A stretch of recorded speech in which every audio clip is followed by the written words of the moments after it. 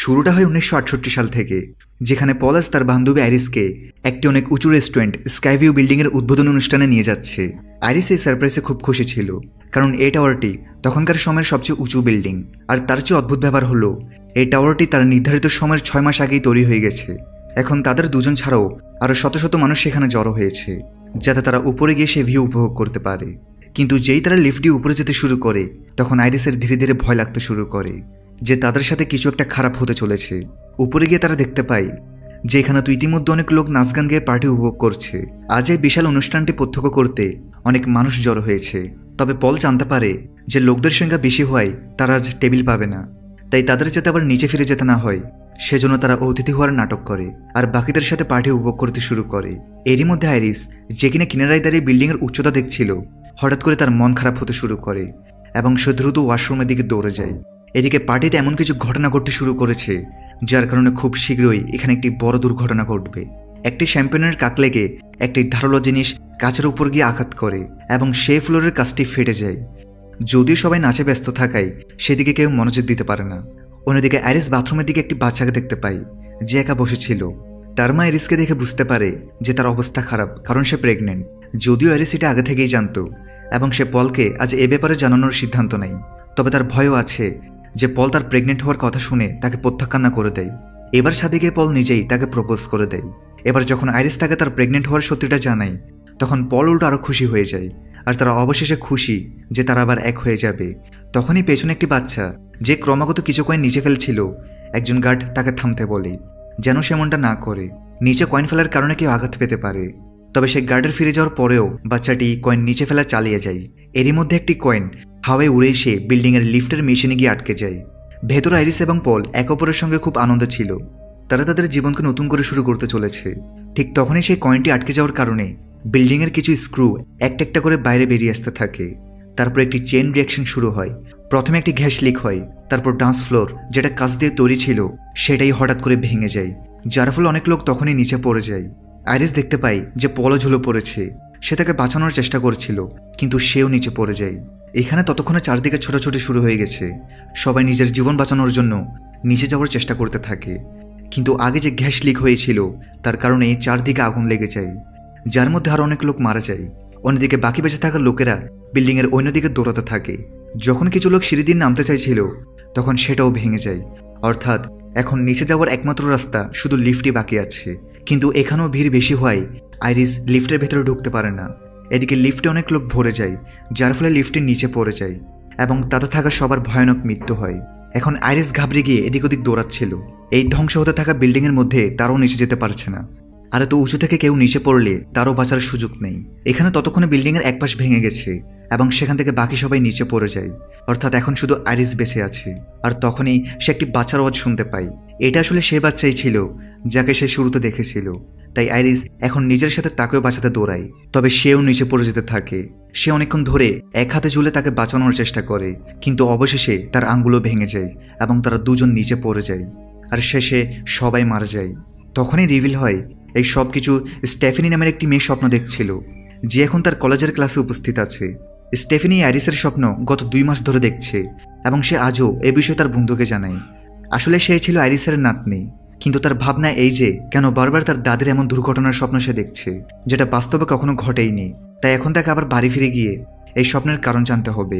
Stephanie পরের দিনই বাড়ি গিয়ে তার বাবা মার্টিনের সাথে দেখা করে, কেননা তার আইরিসের সম্পর্কে জানতে হবে যে সে এখন কোথায় আছে, কারণ আইরিস গত কয়েক দশক ধরে তাদের থেকে দূরে ছিল। তাই এখন স্টেফেনি তার মায়ের জিনিসপত্রের মধ্যে আইরিসের ঠিকানা খুঁজতে থাকে।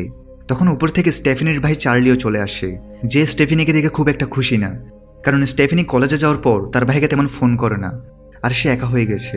এখানে এখন চার্লি তার কাজিনদের সাথে দেখা করতে তাদের বাড়ি যাচ্ছিল, তাই স্টেফেনিও তার সাথে যেতে থাকে যাতে সেখান থেকে সে তার দাদি আইরিসের ঠিকানা পেতে পারে। রাস্তায় স্টেফেনি তার ভাইকে তার স্বপ্নের ব্যাপারে বলে দেয় যে কিভাবে গত 2 মাস ধরে তার দাদির একই স্বপ্ন সে বারবার দেখছে, যেখানে সে উঁচু বিল্ডিংয়ে থাকা সবাই মারা যায়। কিন্তু এমন কিছু তো ঘটেনি, তাদের দাদি তো এখনো বেঁচে আছে, তাহলে সে স্বপ্ন বারবার কেন আসছে? এটার কারণ খুঁজে বের করার জন্যই স্টেফেনি তার দাদি আইরিসের সাথে দেখা করতে চায়। দুজন শীঘ্রই তাদের চাচির বাড়িতে পৌঁছায়, যেখানে তাদের কাজিন এরিক ও ববির সাথে দেখা হয়। এছাড়াও তাদের জুলে নামের একটি বোনও ছিল। এবার স্টেফেনি সরাসরি তার চাচি ব্রেন্ডা এবং চাচা হাওয়ার্ডের সাথে দেখা করে। যাদের কাছে সে তার দাদি অ্যারিসের ঠিকানা জিজ্ঞেস করতে থাকে। তবে তার চাচা হাওয়ার্ড এখন অ্যারিসের ব্যাপারে কোনো কথা বলতে চায় না। সে রেগে গিয়ে বলে যে কিভাবে তাদের বাবা পলের মৃত্যুর পর অ্যারিস পাগলের মতো কথা বলতে শুরু করে। সে শুধু একটাই কথা বারবার বলতো যে কিভাবে যে লোকগুলো সেই স্কাই টাওয়ারের দুর্ঘটনা থেকে বেঁচেছে তারা এখন একে একে সবাই মারা যাবে। অ্যারিসের 2টি সন্তান ছিল, যার মধ্যে হাওয়ার্ড নিজে এবং স্টেফেনির মা ডার্লিন। আরিসকে এমন আচরণ করতে দেখে পুলিশ হাওয়ার্ড এবং ডার্লিনকে আরিস থেকে দূরে সরিয়ে দেয় এবং স্টেফেনি বলে যে তার দাদি অ্যারিস নিশ্চয়ই এমন কিছু বলতে চেয়েছিল যা কেউ কখনো বুঝতে পারেনি, আর এখন সে তার দাদি অ্যারিসের সাথে দেখা করে সবকিছু জানতে চায়। যদিও চাচা হাওয়ার্ড তাকে এখন কিছুই বলে না, কিন্তু স্টেফেনি তার চাচার কাছে জিজ্ঞেস করলে সে জেনেই যায় যে তার দাদির বর্তমান ঠিকানা কি। এদিকে তার জিনিসপত্র থেকে সে তার দাদি অ্যারিস এবং দাদা পলের পুরনো ছবিও পেয়ে যায়। অর্থাৎ এই সব কিছু 50 বছর আগে সেই টাওয়ার দুর্ঘটনা থেকে শুরু হয়েছিল, যা স্টেফেনির স্বপ্নেও দেখা যায়। কিন্তু বাস্তবে এই টাইমলাইনে সে ঘটনা কখনো ঘটেইনি। এখন স্টেফেনি অনেক লম্বা ড্রাইভ করার পর অবশেষে তার দাদি অ্যারিসের বাড়িতে পৌঁছে যায়। তার বাড়িটা দূরে জঙ্গলের মাঝখানে তৈরি করা ছিল এবং বাড়িটার চারদিকে অনেক শিকড় করা আছে। এখন গাড়ি থেকে নেমে স্টেফেনি ইন্টারকমে কথা বলে। সে তার দাদিকে বিশ্বাস করায় যে সে তার নাতনি এবং স্টেফেনি আরিসের সন্তান ডার্লিনের মেয়ে, সুতরাং সেজন্য তাকে ভেতরে আসতে দেয়। এখন আইরিস প্রথমে স্টেফেনির ফোন এবং গাড়ির চাবি সবকিছু বাইরে একটা বক্সে রাখতে বলে। সে কোনো ধারালো জিনিস ভেতর আনতে পারবে না। এরপর গেট খুলে যায় এবং স্টেফেনি ভয় পেতে পেতে ভেতরে এসে দেখে যে আইরিস এখন বৃদ্ধ হয়ে গেছে। আইরিস স্টেফেনিকে দেখে খুশি হয়, কিন্তু সে তার কাছে যায় না। স্টেফেনি এটাও লক্ষ্য করে যে আইরিস সবসময় ভয়ে থাকে, যেন তার কোনো দুর্ঘটনার আশঙ্কা আছে। এখন স্টেফেনির মা ডার্লিনের ব্যাপারে জিজ্ঞেস করলে স্টেফেনি প্রকাশ করে যে কিভাবে তার গত 2 মাস ধরে তারই স্বপ্ন আসছে, যেখানে তারা সবাই সেই টাওয়ারে মারা যায়, কিন্তু বাস্তবে তেমন ঘটনা কখনো ঘটেইনি। এখন এটা শুনে আইরিস জানায় যে সেই সব কিছু বাস্তবে ঘটেছিল। সেদিন যখন সে পলের সাথে সে স্কাই টাওয়ারে গিয়েছিল তখন এমনটা সত্যি সত্যিই হয়েছিল, কিন্তু সেই সমস্ত দৃশ্য সে আগেই দেখে নিয়েছিল। যখন ছাদে পল তাকে প্রপোজ করছিল তখন আইরিস তাড়াতাড়ি সব ঘটনা বদলে দেয়, কারণ সে ভবিষ্যৎ সম্পর্কে আগেই জানতে পেরেছিল। আর সেই বাচ্চার থেকে সে কয়েন কেড়ে নেয় এবং সে আগুন নিভিয়ে দেয় এবং ফ্লোরে যে ফাটল ধরেছিল সে সম্পর্কে সবাইকে জানিয়ে দেয়, যাতে পুরো ঘটনাটাই বদলে যায়। তাই সেদিন সেই টাওয়ারে যতজন লোক মরতে চলেছিল আইরিস ভবিষ্যৎ দেখার কারণে তাদের সবার জীবন বাঁচিয়ে নেয়। এরপর সেই টাওয়ারটি চিরদিনের জন্য বন্ধ করে দেওয়া হয়। কিন্তু সময়ের সাথে সাথে আইরিস লক্ষ্য করতে শুরু করে যে সেই যেসব লোকের জীবন সেই টাওয়ারে মরার হাত থেকে বাঁচিয়েছিল তারা পরে অন্য ঘটনায় মারা যেতে থাকে। এমনটা মনে হচ্ছিল যেন আসলে তাদের সেই টাওয়ারেই মরার কথা ছিল, কিন্তু আইরিস সেই ঘটনা বদলে দিয়ে তাদের সবার জীবন বাঁচিয়ে নেয়। এখন মৃত্যু চায় না যে তারা সবাই বেঁচে থাকুক। এখন স্টেফেনি অবাক হয়ে যায় যে এমনটা কিভাবে হতে পারে। এখানে আইরিস বলতে থাকে যে পরে মারা যাওয়া লোকেরা সে অনুযায়ী মরতে থাকে যে অনুযায়ী তারা সেই টাওয়ারে মরতে চলেছিল। আর যেহেতু সে আইরিস নিজেই বেঁচে ছিল তাই সে কোনোভাবে এখন পর্যন্ত নিজেকে বাঁচিয়ে রেখেছে। কিন্তু এখন 2 মাস আগে তারও ক্যান্সার ধরা পড়েছে, অর্থাৎ সে বেশি দিন বাঁচবে না। আর ঠিক সেই সময় থেকেই স্টেফেনেরও তার স্বপ্ন আসতে শুরু করে, অর্থাৎ আইরিসের মতে তাদের পুরো পরিবারকে বাঁচাতে হবে, কারণ যদি আইরিস মারা যায় তাহলে মৃত্যু একে একে তার পরিবারের সদস্যদের মারতে শুরু করবে। মৃত্যু তাদের সবার পিছু নেবে, কারণ তাদের তো কখনো জন্ম হওয়ার কথা ছিল না। এখন আইরিস তার এত বছরের এই সবকিছুর উপর গবেষণা স্টেফেনিকে দিতে থাকে, যাতে সে সবকিছু বুঝতে পারে, যে উপায়গুলোর কারণে সে এখন পর্যন্ত মৃত্যু থেকে বাঁচতে পেরেছে, এবং এই কারণেই সেই সেফ হাউস থেকে বাইরে বের হয় না। আর স্টেফেনি এটার সাহায্যেই তার পরিবারকে বাঁচাতে পারবে। এরই মাঝে একটা ম্যাগনিফাইং গ্লাস নড়ে যায় এবং তা দিয়ে একটা গাছের দড়ি জ্বলতে শুরু করে, কিন্তু আইরিস সেটা লক্ষ্য করে ফেলে। তবে এখনো স্টেফেনির তার দাদির কথায় বিশ্বাস হয় না। তার এই কথার কারণে তার বাকি পরিবার আইরিসকে পাগল মনে করত, তাই সে এখন ডায়েরি না নিয়ে ফিরে যেতে থাকে। ছোট্ট একটা ব্রেক দিয়ে আবার মূল ভিডিওতে ফিরে যাচ্ছি। বর্তমানে বিশ্বের অন্যতম জনপ্রিয় বিশ্বস্ত অনলাইন বুকমেকার প্ল্যাটফর্মের সাথে তোমাদের পরিচয় করে দিতে চাই, যার অফিসিয়াল পার্টনার হচ্ছে সিরিয়া এবং পিএসজি। এই অ্যাপে তুমি সমস্ত লাইভ ম্যাচের ফলাফল এবং লাইভ ম্যাচ দেখতে পারবে, এমনকি তুমি স্কোর অনুমান করতে পারবে। এই অ্যাপে রয়েছে ক্র্যাশ গেম থেকে শুরু করে online salt, live match streaming এবং রিয়েল টাইম গেমিং, যেখানে তুমি আইফোন, ল্যাপটপ এমনকি বিএমডাব্লিউর মতো পুরস্কার জিততে পারো। কিন্তু সবার সেরা পছন্দ অবশ্যই চিকেন রোড।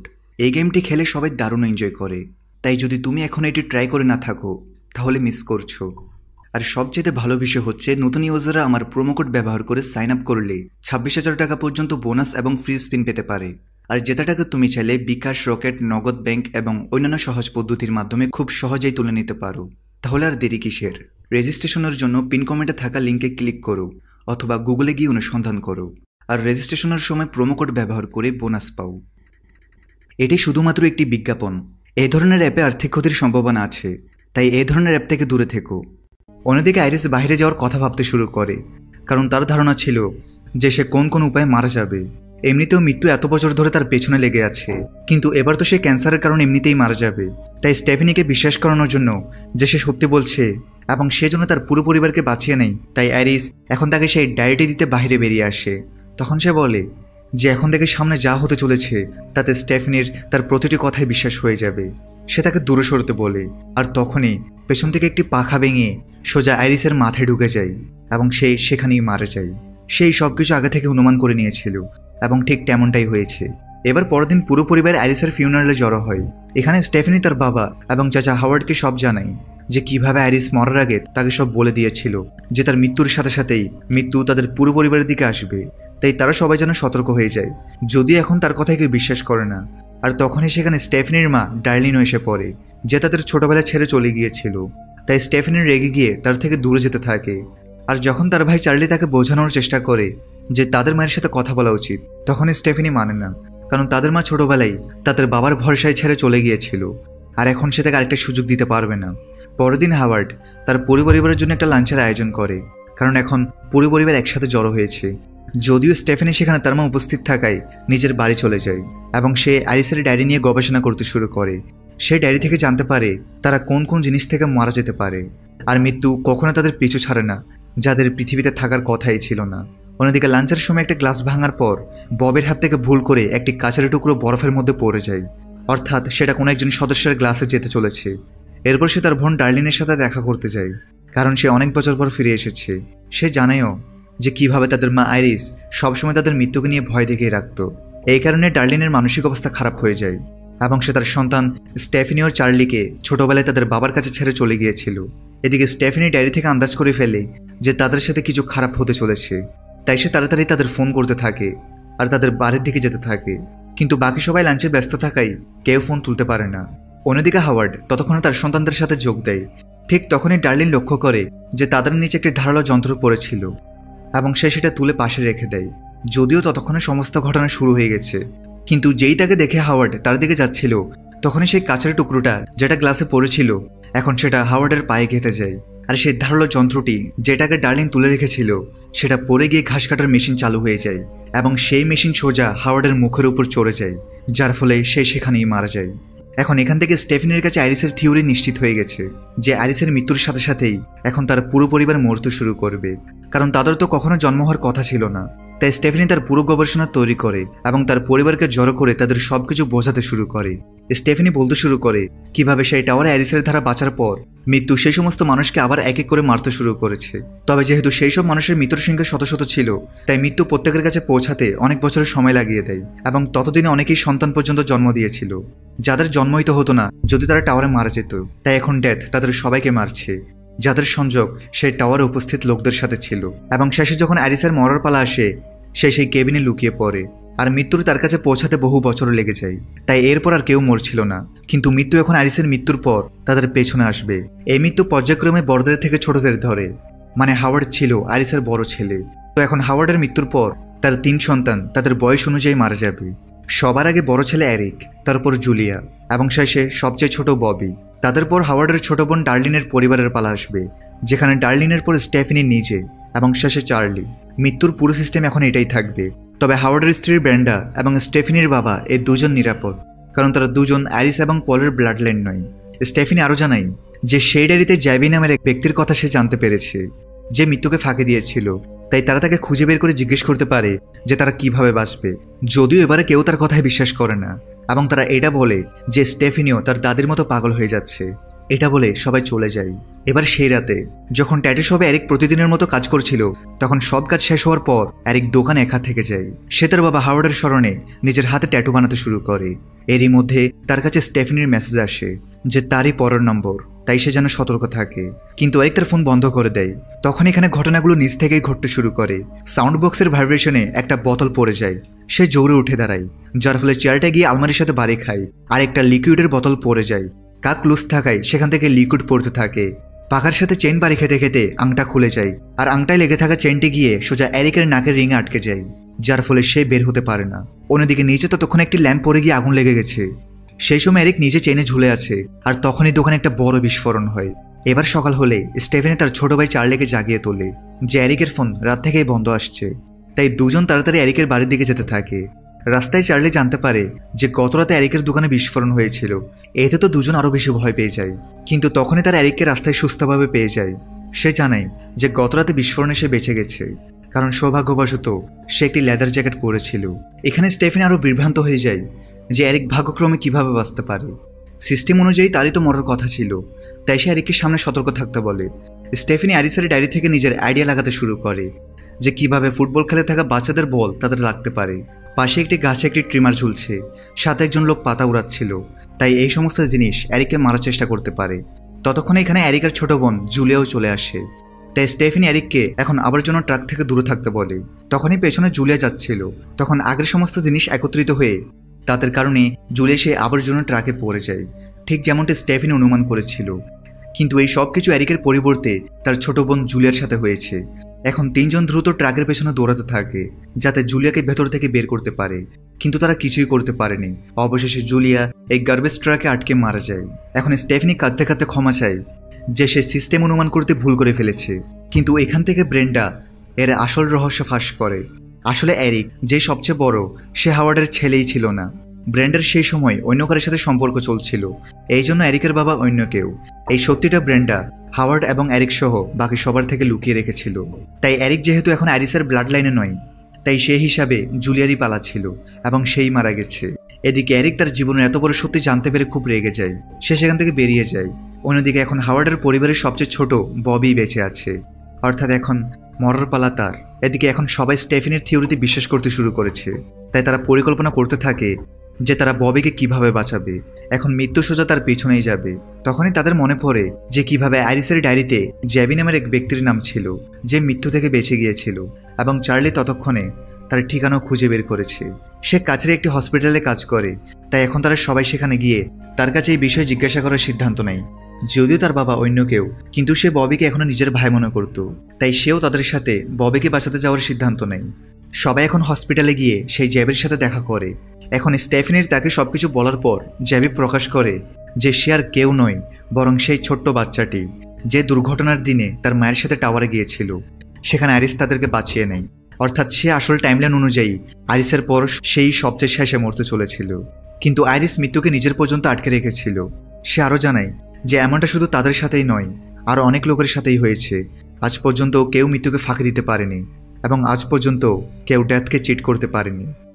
সে জানে যে সেই আইরিসের সাথে মিলে পুরো দুনিয়া থেকে দূরে সে ঘরটি বানিয়েছিল, যাতে আইরিস সেখানে নিরাপদে থাকতে পারে।